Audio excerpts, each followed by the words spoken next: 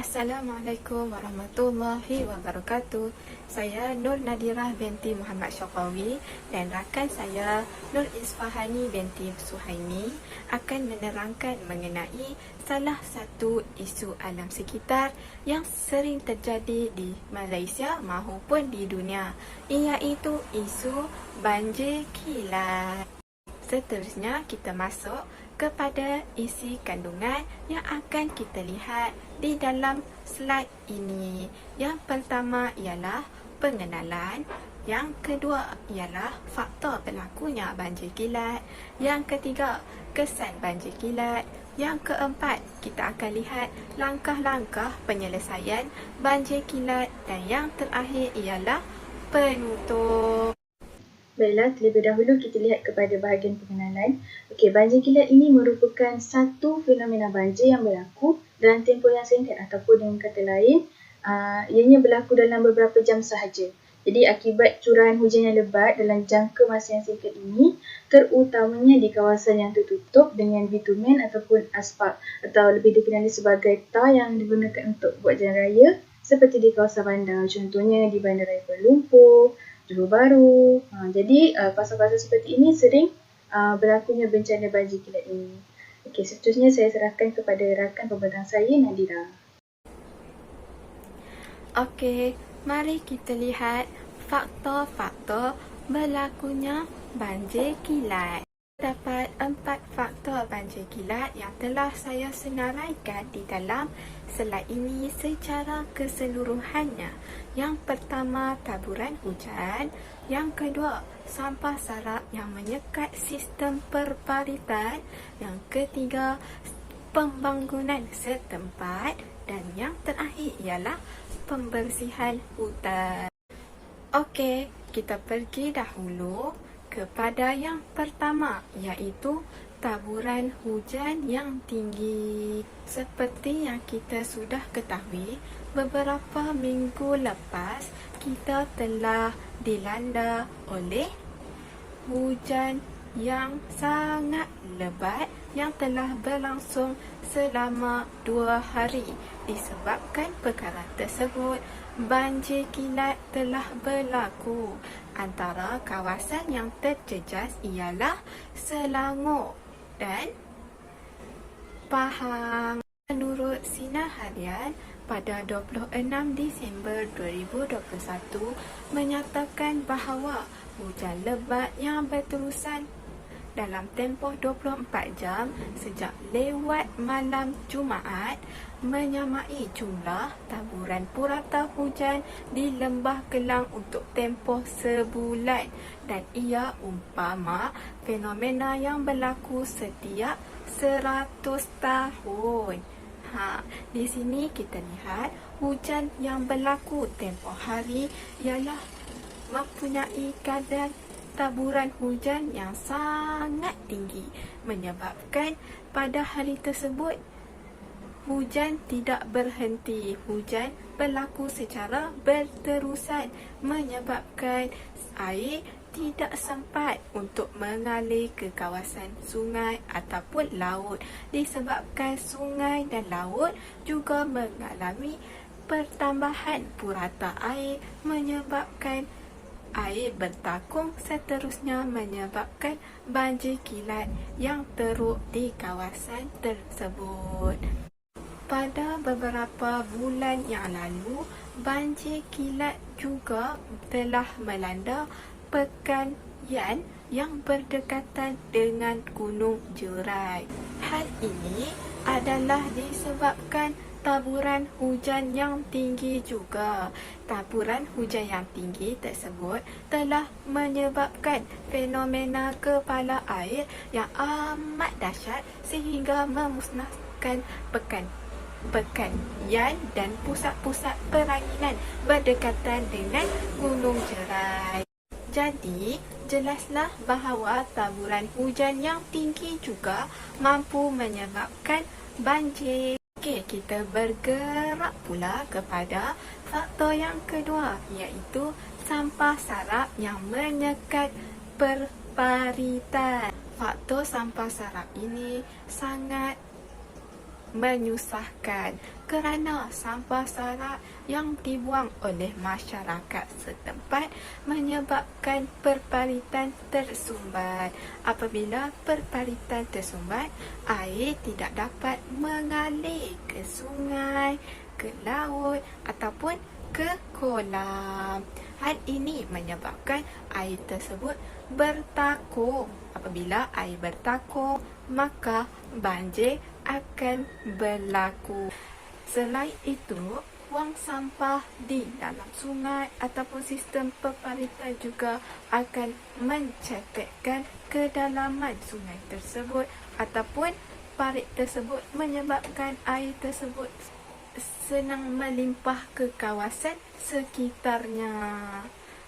Oleh itu, menurut berita harian pada 5 Oktober 2021 menyatakan sungai dicemar sampah sara dan plastik punca banjir kilat di Tampoi.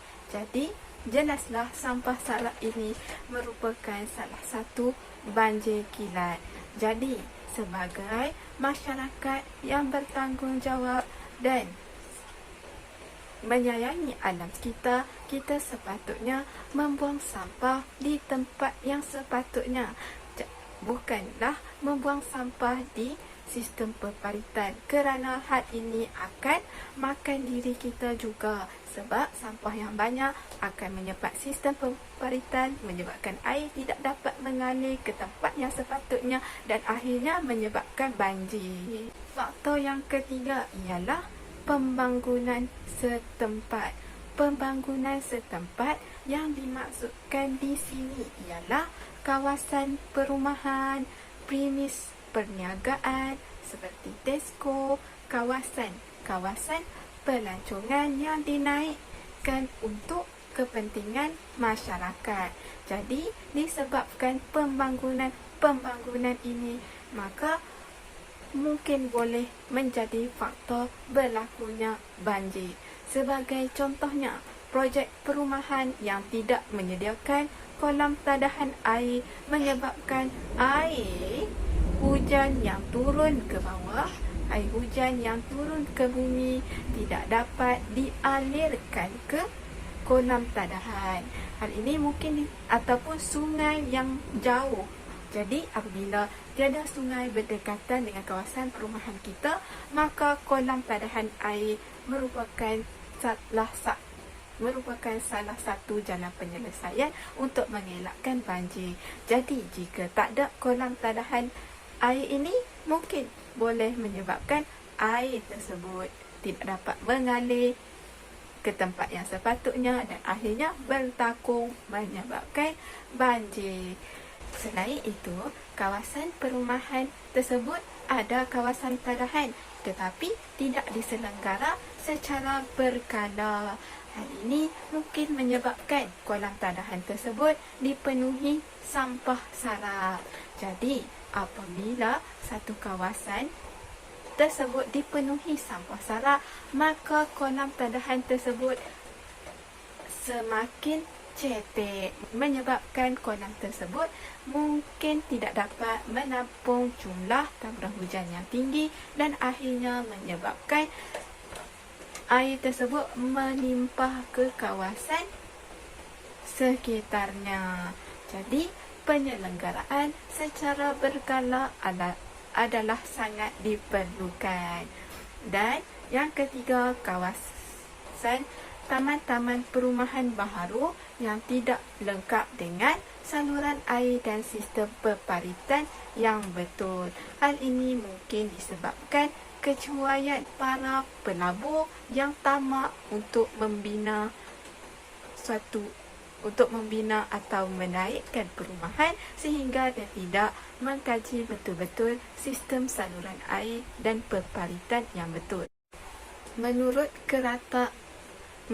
Keratan Akhbar yang dipaparkan di atas menyatakan bahawa pembangunan tidak terancang, pengabaian aspek pemulihan alam sekitar dan kelemahan penyelenggaraan sistem saliran dikenal pasti menyumbang kejadian banjir besar di lembah kelam. Jadi, antara punca banjir di Lembah Kelang tempoh hari ketika musim monsun, salah satu faktornya ialah disebabkan pembangunan setempat yang tidak terancang. Faktor yang keempat ialah pembersihan hutan. Antara aktiviti-aktiviti pembersihan hutan yang dilakukan oleh manusia ialah menggondol bukit ataupun gunung, aktiviti pembalakan secara tidak terkawal dan aktiviti menebang tumbuh-tumbuhan di hutan. Hal ini merupakan perkara yang tidak baik sama sekali kerana hutan merupakan satu kawasan yang menempatkan pelbagai tumbuh-tumbuhan dan haiwan. Selain itu, hutan juga boleh dijadikan sebagai pengimbang ekosistem dunia kerana ianya merendahkan kadar suhu. Jadi, suhu di kawasan hutan tersebut sejuk sahaja. Selain itu, hutan juga menyerap air hujan yang turun ke permukaan bumi dengan kadar antara 2% sehingga 20%. Kemudian, air yang diserap akan dialirkan ke anak-anak pokok melalui akar pokok.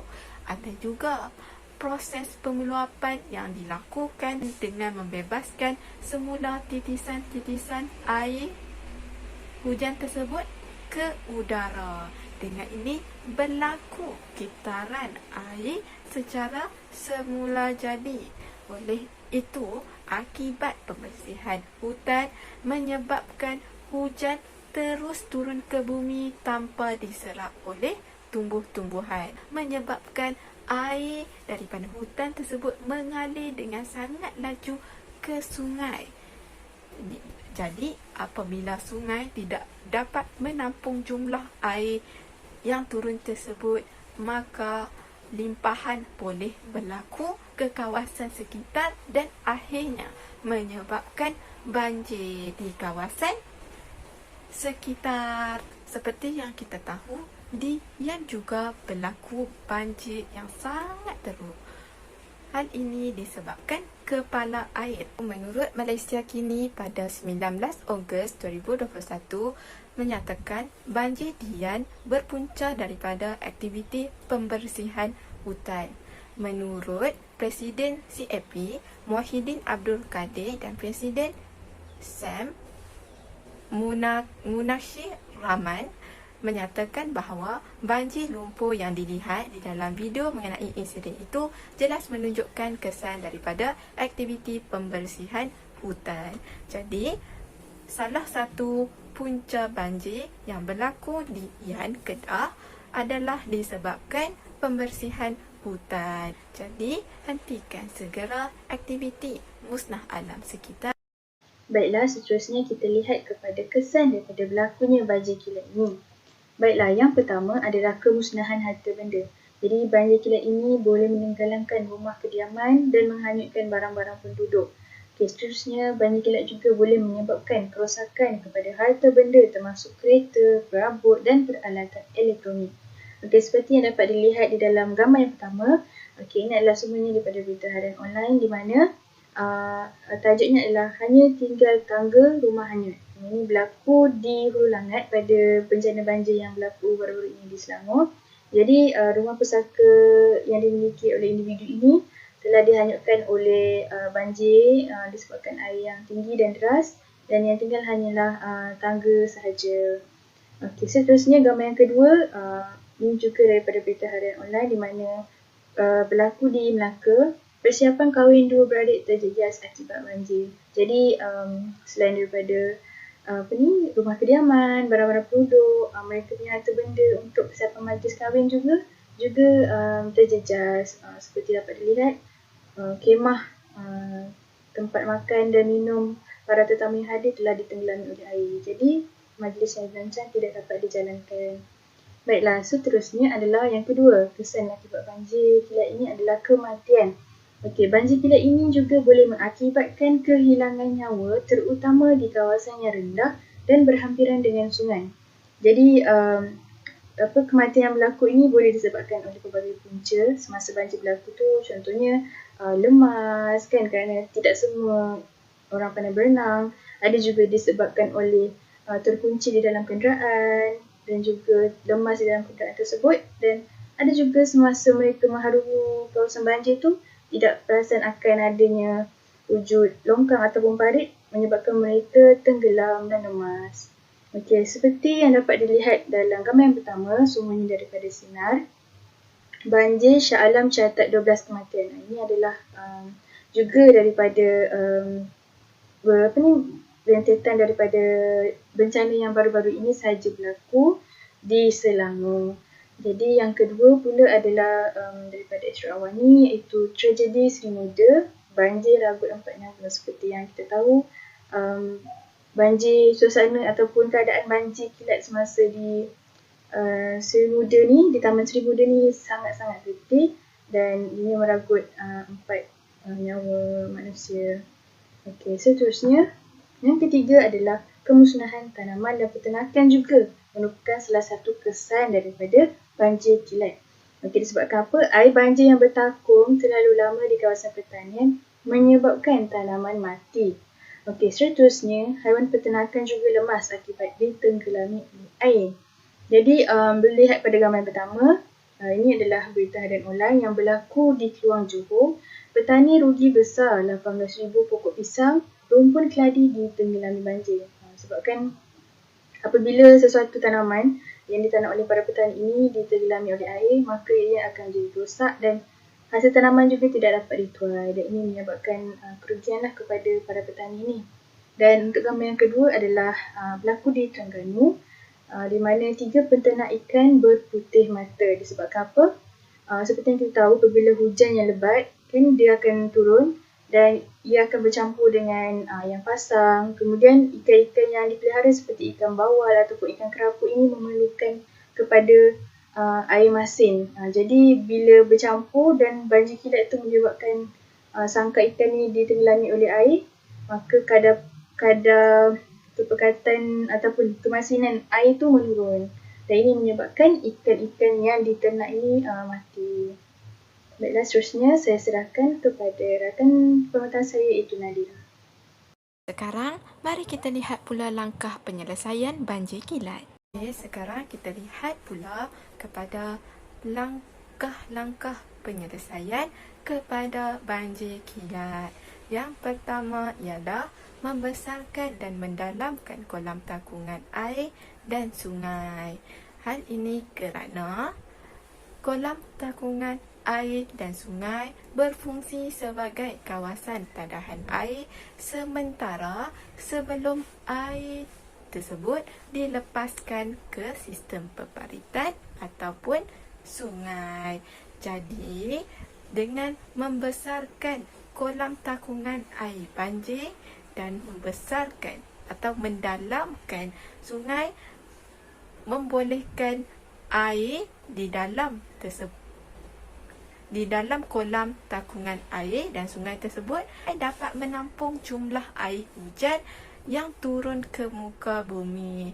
Jadi, tidaklah berlaku limpahan air ke kawasan sekitar dan menyebabkan banjir. Jadi, bila lebih dalam, maka banyaklah air yang dapat ditakung dan mengelakkan air tersebut melimpah ke kawasan sekitar. Tetapi, dengan membesarkan dan mendalamkan kolam takungan air dan sungai ini, maka penyelenggaraan berkala haruslah sentiasa dilakukan supaya kedalaman sungai tersebut, kedalaman kolam takungan air tersebut tidak menjadi cetek. Langkah penyelesaian banjir yang kedua ialah melaksanakan projek tebatan banjir. Selepas banjir kilat yang telah berlaku di Selangor, kerajaan telah memperuntukkan projek tebatan banjir bernilai RM1.3 bilion di Kelantan kerana projek tebatan banjir ini mampu mengurangkan kerosakan teruk akibat banjir. Melihat kepada gambar yang telah disertakan, tepatan banjir ialah simen yang kita letakkan di tepi-tepi sungai supaya sungai tersebut menjadi tinggi. Jadi, hal ini dapat menampung jumlah air yang banyak ketika taburan hujan yang tinggi bagi mengelakkan air tersebut melimpah ke kawasan sekitarnya. Jadi, dengan meninggikan kawasan sungai tersebut, kawasan tepi sungai tersebut, maka air yang dapat ditampung juga banyak. Hal ini merupakan langkah untuk mengelakkan banjir. Oleh itu, dengan adanya tebatan banjir ini, air dapat ditampung dan tidak akan melimpah ke kawasan sekitarnya. Baiklah, langkah penyelesaian yang terakhir bagi isu banjir kilat ini adalah dengan menghadkan pemberian lesen bagi tujuan pembalakan kawasan hutan. Okey, ini adalah berkaitan dengan salah satu punca banjir kilat yang telah dibentangkan oleh rakan saya, iaitu aktiviti pembersihan ataupun penggondolan hutan ini. Jadi dengan adanya langkah penyelesaian, menghadkan pemberian lesen ini dapat menyelamatkan ataupun memelihara hutan dan pokok-pokok yang sedia ada di Malaysia ini daripada tangan-tangan rakus manusia yang hanya mementingkan kepada keuntungan ekonomi semata-mata. Okay, jadi seperti yang dapat dilihat dalam gambar-gambar yang telah disertakan ini, habis pokok-pokok telah ditebang dan hutan-hutan menjadi gondol sebabkan aktiviti pembalakan ini.